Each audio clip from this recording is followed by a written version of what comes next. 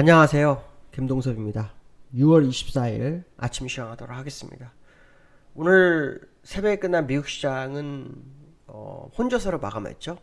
다우는 소폭 하락, 나스닥은 소폭 상승해서 마감하는 모습입니다.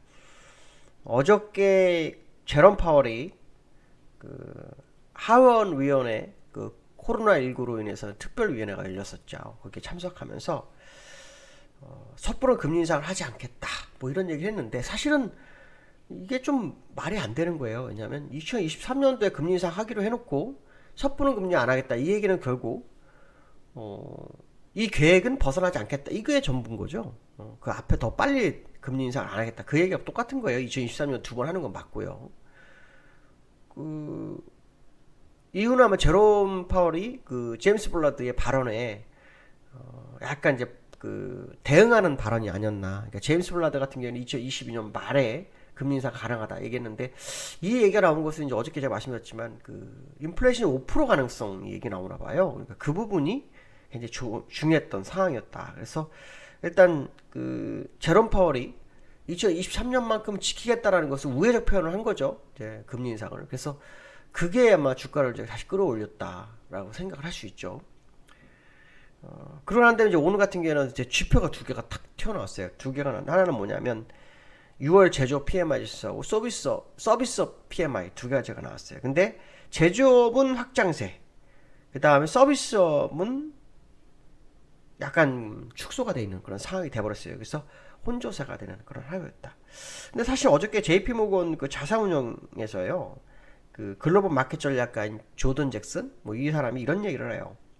9월 테이퍼링, 그러니까 오는 9월이 되면은 테이퍼링 시간표가 나올 거다. 그러면 잭슨 미팅이 8월이니까 잭슨 홀 미팅 다음에 나온다는 얘기인데, 저는 잭슨 홀 미팅이 나올 것 같거든요.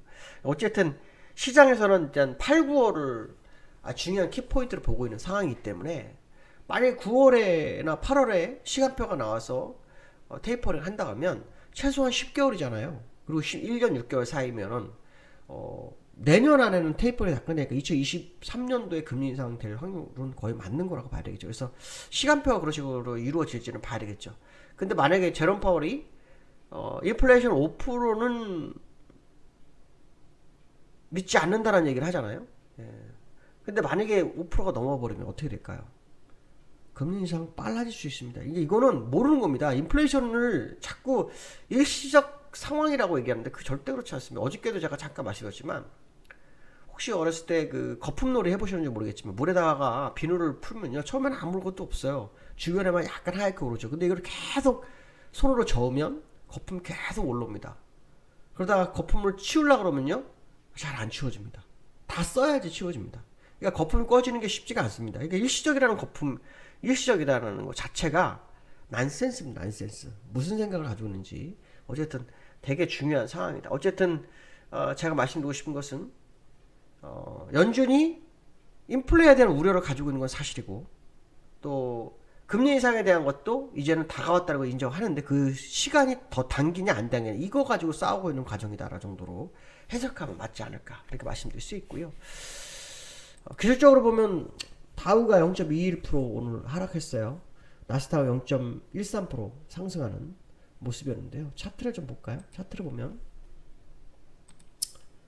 다우 같은 경우에는요, 어저께 양봉이 나왔는데 61선 맞고 떨어졌어요.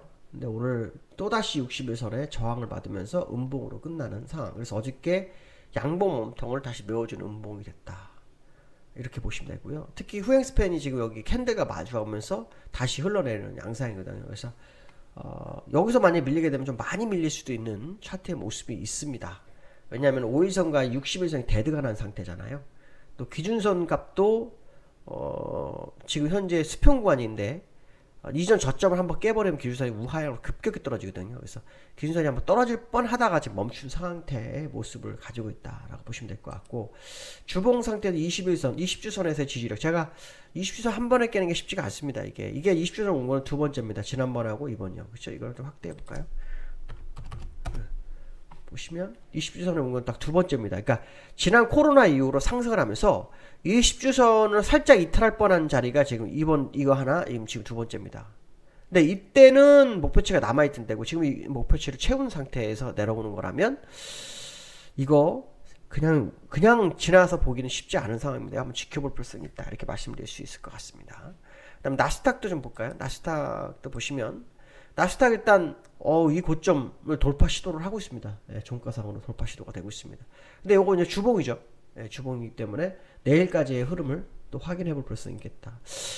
근데 나스닥 일봉상으로 보면 딱 거의 맞춰져 있는 상태고요. 주봉 상태는 일봉 주봉이 약간 다릅니다. 그래서 현재 이 상태가 어떤 식으로 끝날지 좀 확인해 봐야 되겠다. 이렇게 말씀드릴 수 있을 것 같습니다. 자, 두 번째로 보시면 한국은행이 자산거품이 위기 수준이다. 이런 얘기를 합니다. 그래서 금리 인상 명분쌓기 뭐 이런 얘기가 나오는데, 그러니까 한국은행에서 그 상반기 금융안정 보고서라는 거를 발표를 했어요. 금융안정 보고서.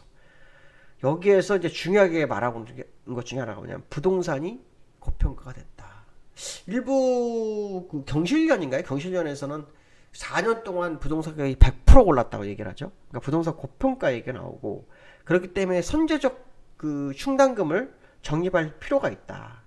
금융 불균형에 대해서 완만한 조정이 필요하다. 이런 얘기를 합니다.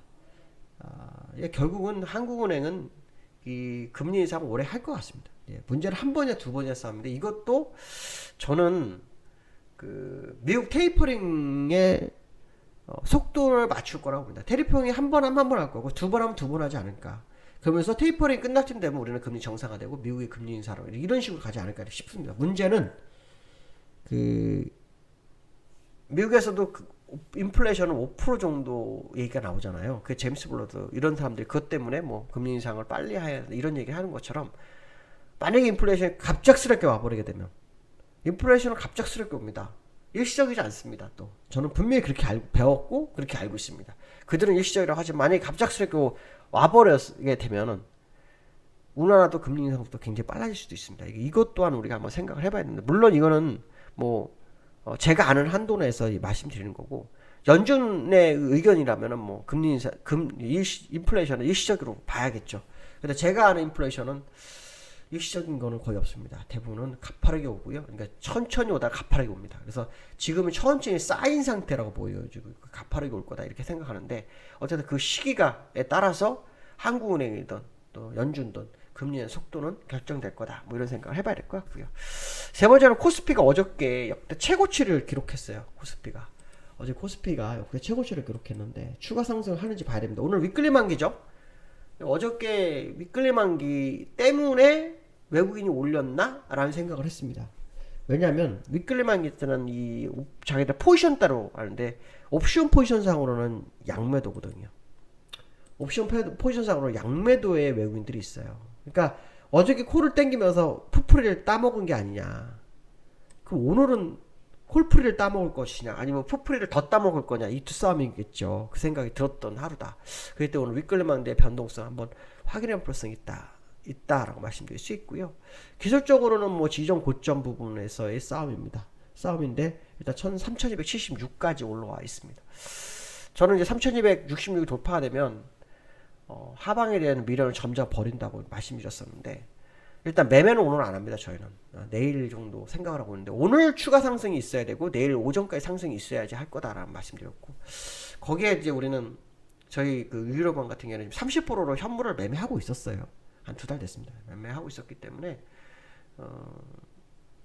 20% 정도 늘려놓고 완전히 확정이 되면 더 확실해지면 100% 현물을 하겠다 이렇게 얘기했는데, 아직까지는 솔직히 더 봐야 됩니다. 왜냐하면 제가 계속 제시한 것 중에 하나는 원달러잖아요. 원달러가 어제 장대양봉이 나왔어요. 이게 참 웃긴 거죠. 1137원 70전에 끝나는데 여기환이라 1136원에 끝났어요. 어제 여기환이라도 좀 급격하게 하락했으면 보겠는데 이게 좀 올랐어요. 그래서 원달러가 200일선은 관통에 올라간 상태고요. 전환선도 200일선을 관통했고요. 이제 20일선과 60일선마저 남아있는 상태거든요. 그래서 한 번 더 양봉이 나와버리면 20일선, 60일선 같이 올라버립니다. 그렇게 되면 이건 완전 정배로 들어가기 때문에, 이걸 가지고 주가 상승을 더 갈 거라고 하는 것 자체가 굉장히 쉽지 않습니다. 그래서 원달러 흐름으로 봐가지고 도대체 이 상황을 어떻게 해야 되나라는 고민이 굉장히 많습니다. 그래서 어설프게 상승을 뭐 하루 이틀 해버리면 좀 더 뭐 대규모도 갈 수도 있는 상황이 되고 있기 때문에 쉽게, 왜냐면 그동안 매매를 했다가 만약에 어설프게 하다가 뚝 빠져버리게 되면 다시 못 삽니다. 예, 다시 곧벌스로 들어갈 수 없기 때문에 상황을 좀 면밀히 계속 검토하는 과정이다 이렇게 보시면 될 것 같고요. 일단 제가 틀린다고 봐야 되게 졌다고 봐야 됩니다. 일단 증거입니다. 3266이 동가상 돌파가 됐기 때문에 일단 증거입니다. 문제는 뭐냐면 회귀하느냐 치고 가느냐, 여기에 이제 우리가 대응을 어떻게 할 거냐, 이 싸움을 하고 있는 과정이다 이렇게 보시면 될 것 같습니다. 자, 오늘 여기까지 하고요. 오늘도 윗끌만기 변동성이 있을 것 같습니다.